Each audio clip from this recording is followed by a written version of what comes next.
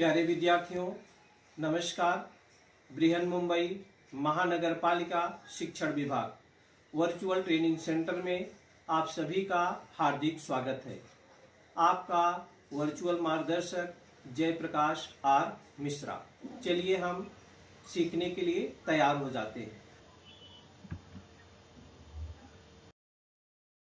आज हम लोग कक्षा 10वीं विषय विज्ञान और प्रौद्योगिकी भाग 2, जिसको हम साइंस एंड टेक्नोलॉजी पार्ट 2 बोलते हैं।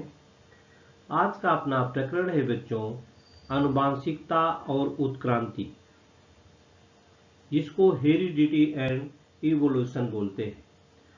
इस पार्ट में हम आपको 2 वीडियो बताएंगे बच्चों, पार्ट 1 और पार्ट 2। आज हम पार्ट 1 में पहले हम इस चैप्टर में क्या क्या है वो देख लेते हैं बच्चों। आनुवांशिकता, ये जो शब्द है हेरिडिटी और हेरिडिटरी चेंजेस, आनुवांशिक बदल,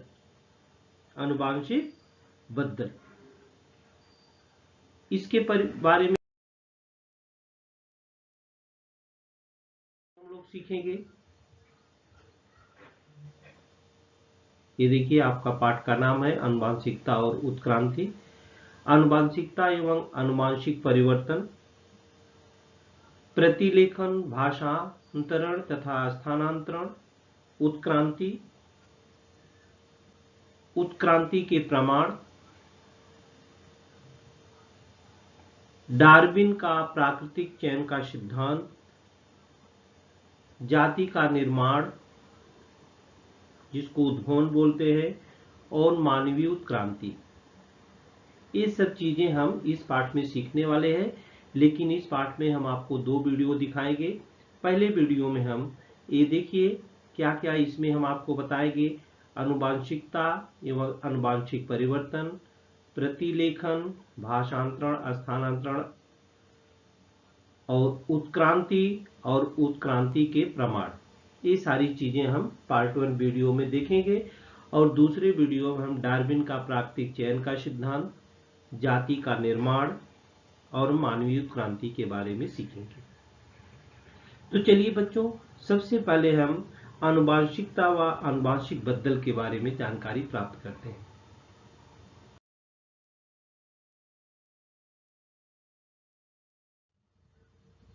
आनुवांशिकता क्या है बच्चों, जिसको हम इंग्लिश में हेरिडिटी बोलते हैं।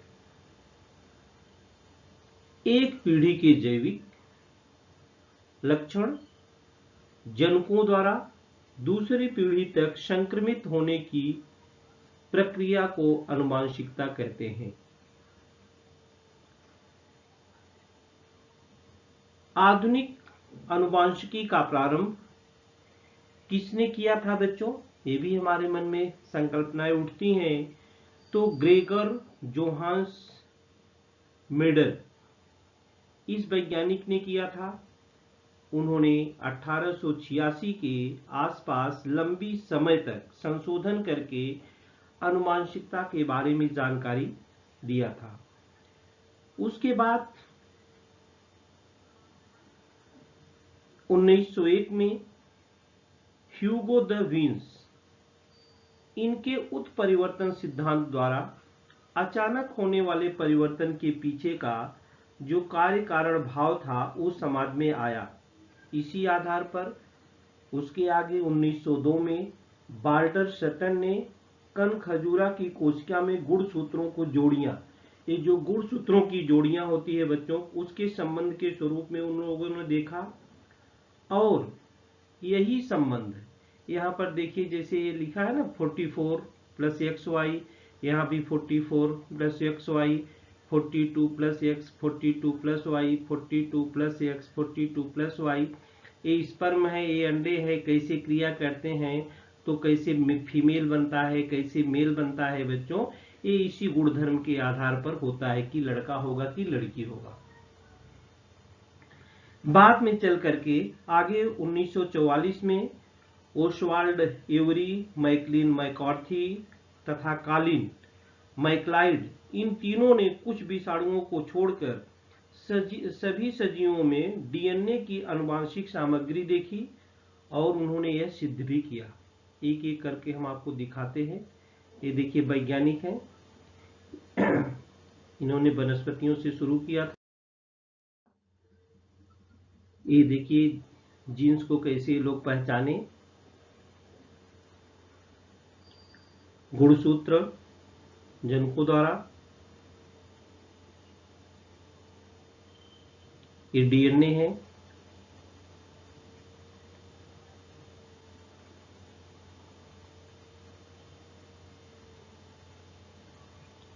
तीन वैज्ञानिकों ने शुरू में किसने किया था बच्चों? ग्रेगर जोहान्स ड्रिल ने। बाद में उसके आगे का कार्यभार 1901 में ह्यूगो द विंस ने संभाला। इसके बाद फिर आगे का कार्यभार आगे चल करके 1944 में ओसवाल्ड एवरी, मैकलिन मैकार्थी और कॉलिन मैक्लाइड, इन तीनों वैज्ञानिकों ने खोज शुरू की। और आगे चल करके 1961 में फ्रांस के फ्रैंकाइस जेकब और जैक मोनाल्ड, इन्होंने ये डीएनए जो आप देख रहे हैं, डीएनए द्वारा होने वाले प्रथिन संश्लेषण प्रक्रिया की प्रतिकृति तैयार की। ये डीएनए आंशिक बदल है। ये देखिए एवरी, मैक्लियोड, मैकार्टी, ये एक्सपेरिमेंट किया इन्होंने डीएनए पर। तो 1944 इस वर्ष में जो हमने बताया आपको, ओसवाल्ड एवरी, मैकलिन मैकार्थी तथा कॉलिन मैक्लाइड, इन तीनों ने कुछ विषाणुओं को छोड़कर सभी सजीवों में डीएनए ही आनुवांशिक सामग्री होती है, ऐसा सिद्ध करके बताया। ये देखिए एवरी, मैकार्टी और मैक्लियोड, ये तीनों वैज्ञानिक थे। ये तीनों वैज्ञानिक हैं जो हम आपको बता रहे हैं, आपको चित्र भी दिखा रहे हैं। 1944 में बच्चों इस प्रकार से ये आनुवांशिक जो है बदल माने हेरिडिटरी चेंजेस की शुरुआत हुई। आगे हम आपको ले चलते हैं प्रतिलेखन, भाषांतरण तथा स्थानांतरण के बारे में। ट्रांसक्रिप्शन, ट्रांसलेशन एंड ट्रांसलोकेशन, ये क्या होता है बच्चों? एक एक हम आपको बताएंगे। ये देखिए डीएनए है, ये डीएनए है, ये आरएनए है और ये देखिए प्रोटीन। यहाँ पर ट्रांसक्रिप्शन है, ये ट्रांसक्रिप्शन है माने भाषांतरण, और ये ट्रांसलेशन है,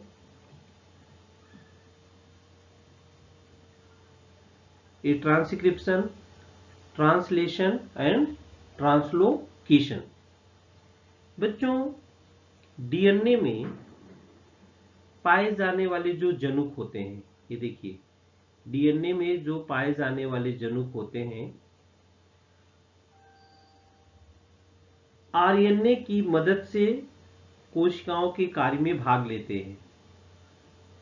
उसी प्रकार शरीर की रचना एवं के कार्यों पर नियंत्रण भी रखते हैं। जनकों में प्रथिनों की निर्मित संदर्भ में जानकारी संग्रहित की गई है, और जो योग्य प्रकार के प्रथिन है वो समय समय पर होने वाली निर्मित शरीर के लिए आवश्यक होती है। इन प्रथिनों की निर्मित डीएनए के कारण आरएनए के माध्यम से होती है, और इसे ही सेंट्रल डोग्मा कहते हैं। डीएनए में स्थित जनकों की श्रृंखला अनुसार एमआरएनए का निर्माण होता है, और यह निर्मित होते समय डीएनए के दो धागों में से एक का उपयोग इस कार्य के लिए होता है। निर्मित होने वाले एमआरएनए अणु में तथा वह निर्मित करने के लिए उपयोग में लाया गया डीएनए का धागा जो होता है, इन दोनों में न्यूक्लियोटाइड्स का क्रम एक दूसरे के पूरक होते हैं। साथ ही डीएनए के थाइमिन के स्थान पर एमआरएनए में यूरिसिल होता है और आरएनए जो निर्मित करने की प्रक्रिया को हम प्रतिलेखन कहते हैं। डीएनए के थाइमिन के स्थान पर एमआरएनए में यूरिसल होता है और आरएनए निर्मित करने की इसी प्रक्रिया को क्या कहते हैं हम? यहाँ पर देखिए, प्रतिलेखन। इसी प्रक्रिया को क्या कहते हैं बच्चों? ये ट्रांसक्रिप्शन कहते हैं, माने प्रतिलेखन कहते हैं। दूसरा जो होता है वो भाषांतरण क्या है? कोशिका केंद्रक में निर्मित होने वाला एमआरएनए कोशिका द्रव्य में आता है। वह आते समय डीएनए के ऊपर के सांकेतिक संदेश लेकर के आता है और इस संदेश में बच्चों क्या होता है? अमीनो अम्लों के लिए पाए जाने वाला संकेत 3 न्यूक्लियोटाइड के समुच्चय के रूप में होता है। इसी को हम ट्रिपलेट कोडान कहते हैं। क्या कहते हैं? Triplet codon.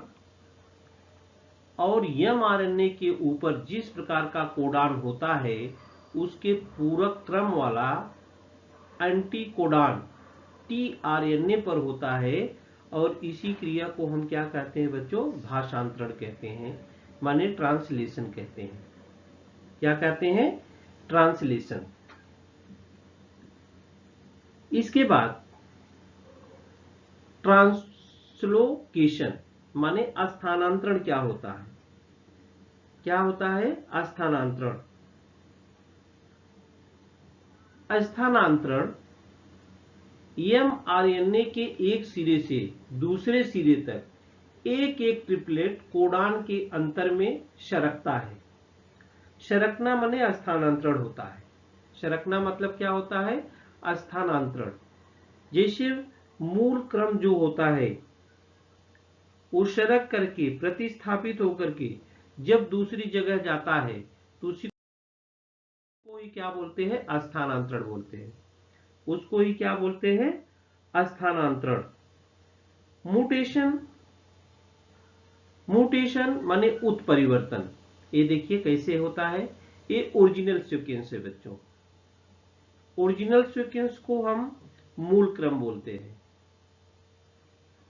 ओरिजिनल सीक्वेंस को हम क्या बोलते हैं? मूल क्रम।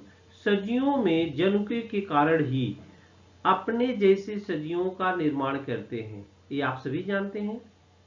तथा इनमें से कुछ जनुक जैसे के वैसे अगली पीढ़ी में संक्रमित होते हैं, जिसके कारण माता पिता के कुछ आनुवंशिक गुणधर्म उनकी संतान में आते हैं। परंतु कभी कभी इन जनुकों में अचानक क्या होता है? परिवर्तन होता है।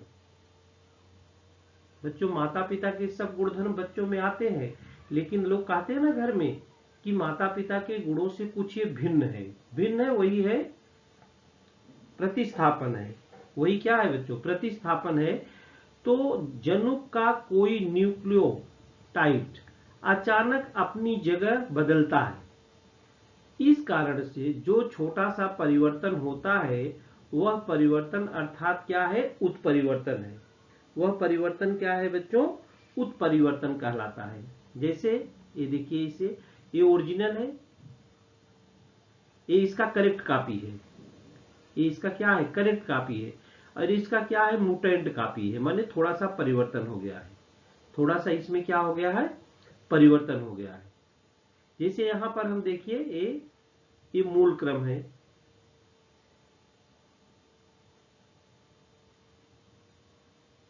अब देखिए यहां पर टी है, ए है, सी है, बराबर।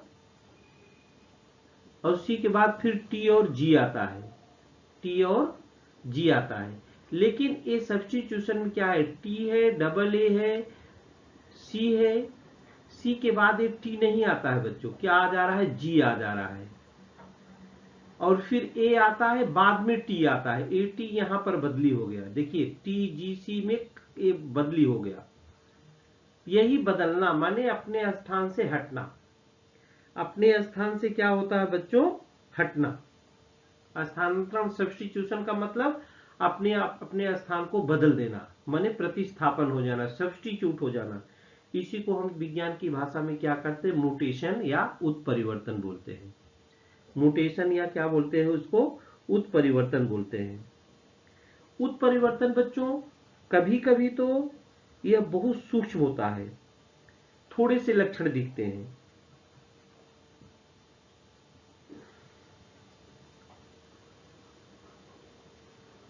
बहुत सूक्ष्म भी होता है, जैसे एक एक देखिए यहाँ TGC दिखाई दे रहा है, यहाँ भी चित्रों में दिखाई दे रहा है, म्यूटेशन है, क्रम इसका थोड़ा सा आगे पीछे हो जाता है।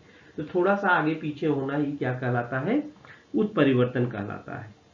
आगे ये तो हेरिडिटी हो गई बच्चों, अनुवांशिकता हो गई, और आगे है उत्क्रांति। उत्क्रांति ये देखिए उत्क्रांति। उत्क्रांति का मतलब होता है कि जो भी सजीव है बच्चों, उसमें अत्यंत धीमी गति से होने वाला परिवर्तन।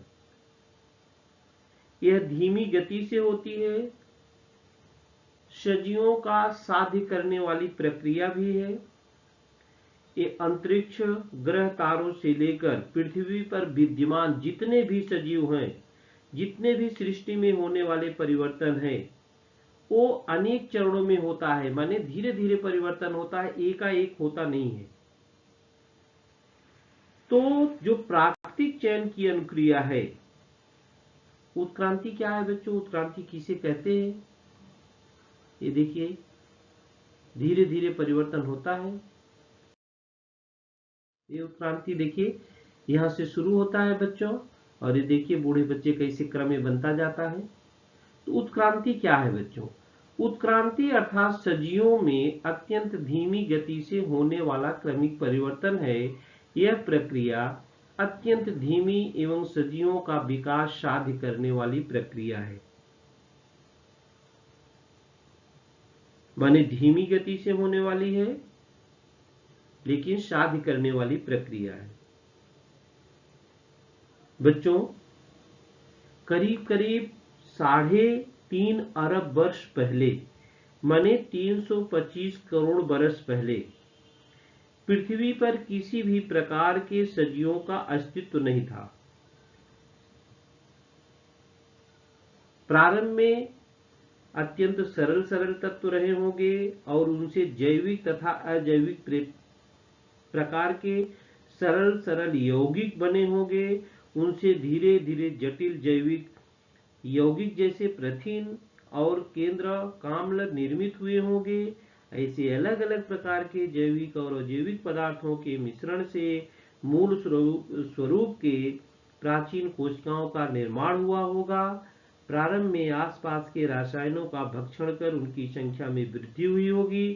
कोशिकाओं में थोड़ा बहुत अंतर होगा तथा प्राकृतिक चयन के सिद्धांत के अनुसार कुछ की अच्छी वृद्धि हुई होगी, तो कुछ सजीव आसपास की परिस्थिति के साथ समायोजन स्थापित नहीं कर सके, उसका विनाश हुआ होगा। ये पहले के समय की बात हम कर रहे हैं। आज की तारीख में इस पृथ्वी पर वनस्पति और प्राणों की करोड़ों प्रजातियां हैं बच्चों, एक दो प्रजातियां नहीं है। उनके आकार एवं जटिलता में काफी अंतर भी है।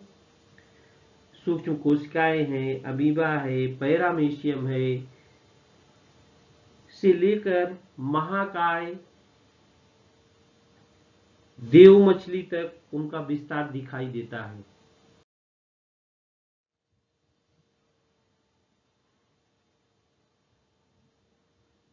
तो बच्चों इस पृथ्वी पर करोड़ों जीव वनस्पतियां हैं, जिसके बारे में हम अध्ययन करते हैं। बहुत सारे बारे में हम अध्ययन कर भी चुके हैं। जैसे अंतरिक्ष में बहुत सारे ग्रह उपग्रह हैं, उसके बारे में दिनों दिन हमारे वैज्ञानिक लगे हुए हैं, उनकी खोज कर रहे हैं, उनके गुणधर्म बता रहे हैं। आगे हम बच्चों आप लोगों को उत्क्रांति का सिद्धांत, थियरी ऑफ इवोल्यूशन के बारे में जानकारी देंगे। बच्चों जैसा आप जानते हैं, पहले सजीव नहीं था। तो प्रथम जो सजीव पदार्थ, जीव द्रव्य पृथ्वी पर आया, सभी जानते हैं कि पानी में निर्माण हुआ उसका, माने समुद्र में निर्माण हुआ। अनेक वर्षों के बाद जीव द्रव्य से एक कोश की सजीव का निर्माण, और उस एक कोश की सजीव में आप देख रहे हैं जैसे बहुत सारे परिवर्तन हुआ। उससे अधिक विशाल एवं जटिल सजीव विकसित हुए। ये सभी सजीव बच्चों धीरे धीरे हुआ, धीरे धीरे क्रमवार हुआ।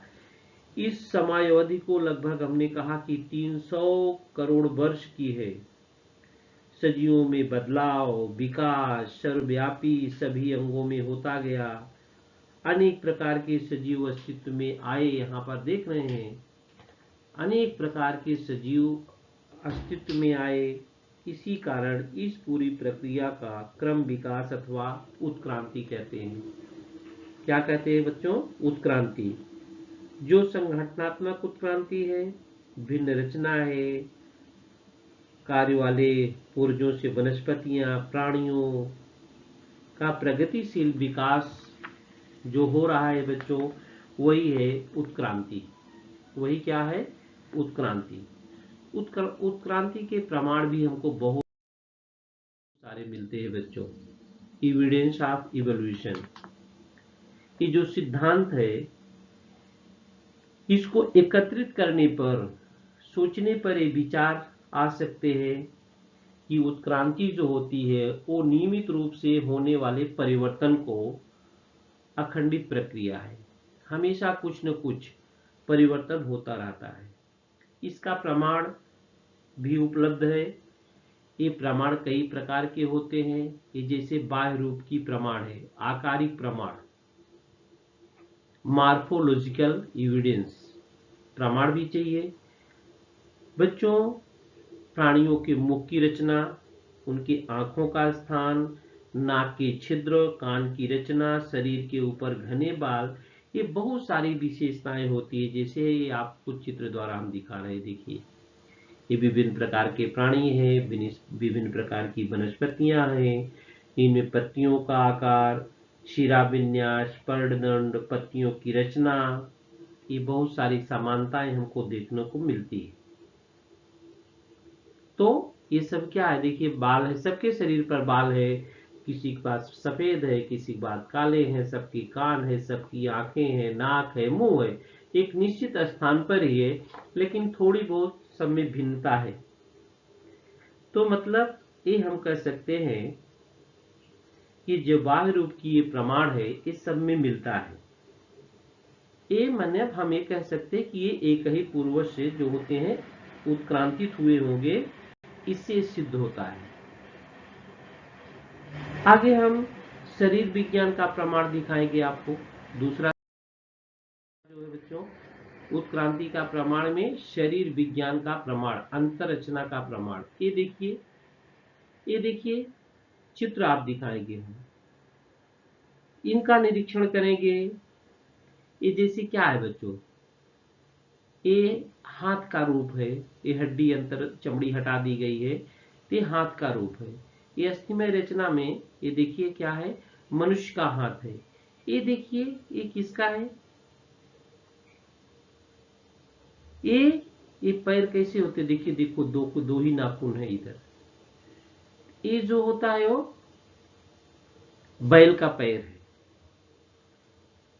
बैल का क्या है? पैर, एक खुरी जो होती है ना, बीच में फटी रहती है, बैल का पैर है। ये देव मछली के पर है। और ये देखिए ये क्या है? ये चमगादड़ के पंख है। ये चमगादड़ की क्या है? पंख है। तो ये अस्थिमय रचना माने हड्डी युक्त जो रचना है,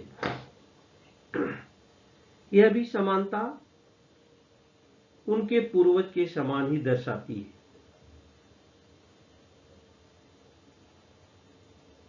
हर अंग के कार्य अलग अलग होते हैं बच्चों। जैसे पैर से हम चलते हैं, हाथ से हम कोई वस्तु उठा सकते हैं, आंख से हम देखते हैं, मुंह से बोलते हैं। तो सभी अंगों के कार्य क्या क्या है? अलग अलग है। आगे हम उत्क्रांति के प्रमाण में अवशेषांग अवशेषांक के बारे में आपको बताएंगे। अवशेषांक क्या होता है बच्चों?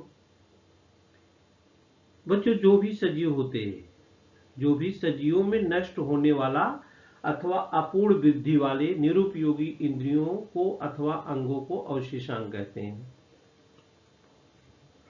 सजीवों में नष्ट होने वाला अथवा अपूर्ण वृद्धि वाले निरुपयोगी इंद्रियों को अथवा अंगों को क्या कहते हैं? अवशेषांक कहते हैं। परिवर्तनशील या भिन्न पर्यावरण में जीवित रहने के लिए अचानक नए ऊतकों, अंगों या इंद्रियों का निर्माण नहीं हो सकता, लेकिन जो अस्तित्व में होने वाले पुरानी इंद्रियों में ही क्रमवार परिवर्तन होता है। ये देखिए, ये अपनी आंत है, इस शरीर के विभिन्न भाग आप अच्छी तरह से पहचानते हैं। तो किसी विशिष्ट परिस्थिति में शरीर की कोई एक रचना उपयुक्त होती है, परंतु भिन्न परिस्थिति में वह निरुपयोगी या हानिकारक होती है। ऐसी स्थिति में प्राकृतिक चयन की प्रक्रिया से ऐसी इंद्रियां नष्ट होने के मार्ग पर होती हैं। जैसे आप इसी में देखते हैं, अंदर जो अंदर वाली है, ये देखिए, ये छोटी आंतें हैं, ये छोटी आंत है, और ये क्या है बच्चों? ये बड़ी आंत है, किनारे किनारे वाली जो होती है, ये बड़ी आंत है, बराबर। एक कान है, ये कान के स्नायु हैं, कान के स्नायु। ये क्या है? ये दांत है, अपना मुंह है। ये सब, ये दांत, ये देखिए, ये दांत और ये दांत मिलकर के हम कहते हैं अक्ल का दांत बोलते हैं इसको। ये मेरुदंड है, अंतिम 4 कशेरुकियाएं हैं मेरुदंड की। इनको हम क्या बोलते हैं? अवशेषांग बोलते हैं। इनको क्या बोलते हैं? अवशेषांग। आगे हम आप लोगों को जीवाश्म विज्ञान संबंधी प्रमाण या जीवाश्म विज्ञान के बारे में, अब आपके मन में बच्चों ये आता है कि करोड़ों वर्ष पहले कौन कौन से सजीव अस्तित्व में आए, उनका कैसे पता चलेगा? वो कहाँ छिपे हुए हैं? बच्चों, हमारे पृथ्वी पर बाढ़ आती है, भूकंप आता है, ज्वालामुखी होता है, ऐसी आपदाएं आती रहती हैं। तो ऐसी आपदाएं जब आती हैं तो उसमें सजीव भी दफन हो जाते हैं। तो इनके जो चिन्ह होते हैं, जो इनके अवशेष रहते हैं, वो नीचे छिपे रहते हैं, सुरक्षित रहते हैं। इन्हें ही हम क्या कहते हैं? जीवाश्म कहते हैं। और जीवाश्मों का अध्ययन यह उत्क्रांति के अध्ययन का ही एक महत्वपूर्ण भाग है। जीवाश्मों का अध्ययन जो होता है, यह उत्क्रांति का क्या है? एक महत्वपूर्ण भाग है। बच्चों, जब कोई प्राणी या वनस्पति मरते हैं तब उनका कार्बन ग्रहण करना रुक जाता है, और उस समय से उनके शरीर से कार्बन 40 का कम होना, यह प्रक्रिया लगातार शुरू होती है। और कार्बन 12 यह रेडियोधर्मी न होने के कारण मृत वनस्पतियां अथवा प्राणियों में कार्बन 40 और कार्बन 12 इनका अनुपात स्थिर न रह करके लगातार बदलता रहता है। किसी वनस्पति या प्राणी के मृत होने के बाद कुछ समय में उसमें कार्बन 14 की सक्रियता और कार्बन 14 था कार्बन 12 का अनुपात ज्ञात करना, एक कालावधि का मापन किया जाता है, और इसे ही कार्बन आयु निर्धारण कहते हैं। माने इसका जब टेस्ट किया जाता है बच्चों, जो जीवाश्म पृथ्वी में दबे रहते पाए जाते हैं, इनके समय की जानकारी हमको तभी मिल पाती है कि ये कब के होंगे, किस काल के रहे होंगे। ते हम जीवाश्म विज्ञान में इस प्रकार की जो है जानकारी प्राप्त करते हैं। जो भू स्तर है बच्चों, उसमें जीवाश्म की जो रचना इस प्रकार से है। ये देखिए, पक्षी है सस्तन वाले, ये सरीसृप वाले हैं, ये सरीसृप उभयचर मत्स्य वाले हैं, और ये समपृष्ठ रज्जु प्राणी है, ये चट्टाने। ये देखिए, ये पूरा जीव महाकाल के सजीव है, ये मध्य जीव काल के सजीव हैं और ये नूतन जीव महाकल्प के हैं। ये सब इनको इस प्रकार से वर्गों में क्या किया गया है, बांटा गया है। कार्बन जो आयु निर्धारण पद्धति है कि जो जमीन में दबा हुआ है इसकी आयु कितनी रही होगी, वो कार्बन 14 के किरणोत्सारी क्षय पर आधारित है। और यह बिलाई लिबी एक वैज्ञानिक थे बच्चों, ये देखिए बिलाई लिबी है, इनके द्वारा 1954 में ये जो है विकसित की गई थी बिलाई लिबी। इसके लिए उन्होंने 1960 में रसायन शास्त्र का नोबेल पुरस्कार भी दिया गया। इस पद्धति से निकाले गए विविध पदार्थों के आयुर्मान रेडियो कार्बन नामक पत्रिका में प्रसिद्ध भी हुए।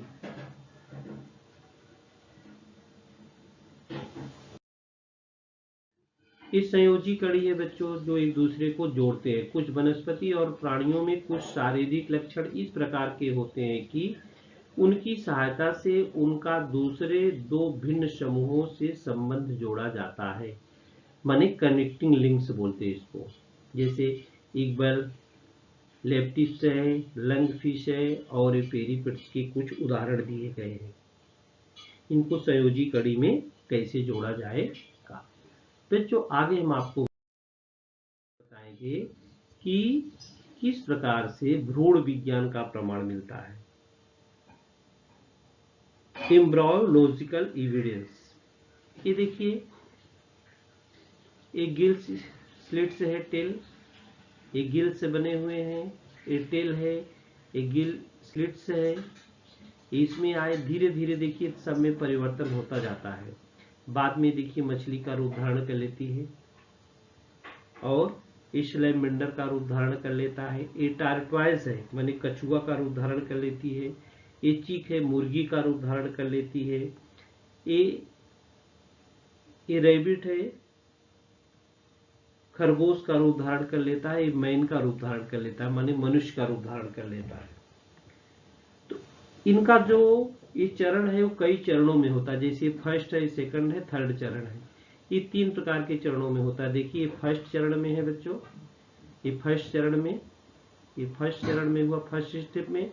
ये देखिए सेकंड स्टेप में हुआ और ये क्या हुआ, थर्ड स्टेप में हुआ। ये मछली बन गई, स्लैमेंडर बन गया, कछुआ बन गया, मुर्गी बन गई, सुअर बन गए, गाय बन गई, खरगोश बन गया और ये मनुष्य बन गया। तो जिनका विभिन्न स्तरों का हम अगर इनका तुलनात्मक अध्ययन करें तो ऐसा दिखाई देता है कि प्रारंभिक अवस्था में सभी भ्रूणों में काफी समानता दिखाई देती है और जब थोड़ी सी और समता होती है तो उनमें अंतर दिखाई देता है। विकास के अगले चरण में भिन्नता दिखाई देती है। प्रारंभिक अवस्था की समानता से सभी प्राणियों के पूर्वज एक ही होंगे ऐसा हमको प्रमाण मिलता है। ये विविध अवस्थाओं के भ्रूण थे बच्चों। ये विविध अवस्थाओं के क्या थे, भ्रूण। ये विविध अवस्थाओं के भ्रूण है। तो पहले एक जैसा ही दिखता है लेकिन बाद बाद धीरे धीरे स्टेप बाय स्टेप उसमें परिवर्तन होता जाता है, उसमें परिवर्तन होता जाता है। ये नीचे दी गई आकृति आप पूर्ण कीजिए। उत्क्रांति के प्रमाण हमको कहाँ कहाँ मिलते हैं बच्चों। उत्क्रांति के प्रमाण हमको बाह्य रूपकी में मिलते हैं, जो आपने देखा। आयुओं की हड्डियों की रचना में समानता होती है, आयुओं की हड्डियों की रचना में समानता होती है। और जो आपने आपको देखा था अवशेषांग देखा था। इसके बाद भ्रूण में आपने देखा कि भ्रूण में क्या होता, विविध अवस्थाओं के भ्रूण एक जैसे ही आपको दिखाई देते हैं। जैसे यहाँ पर देखिए दिखाई दे रहा है चित्र में, ये सब चित्र है, एक साथ भ्रूण ही आपको दिखाई दे रहा है। तो बच्चों ये सारी जानकारी हमने इस वीडियो में लिया। किसके किसके बारे में लिया, हम क्या क्या सीखा है हमने आपको एक बार फिर बता देते हैं कि क्या क्या बारे में हमने सीखा। आनुवांशिकता एवं आनुवांशिक परिवर्तन के बारे में सीखा, प्रतिलेखन, भाषांतरण और स्थानांतरण के बारे में, उत्क्रांति और उत्क्रांति के प्रमाण के बारे में हम लोगों ने सीखा। तो बच्चों इस वीडियो में आज के लिए इतना ही।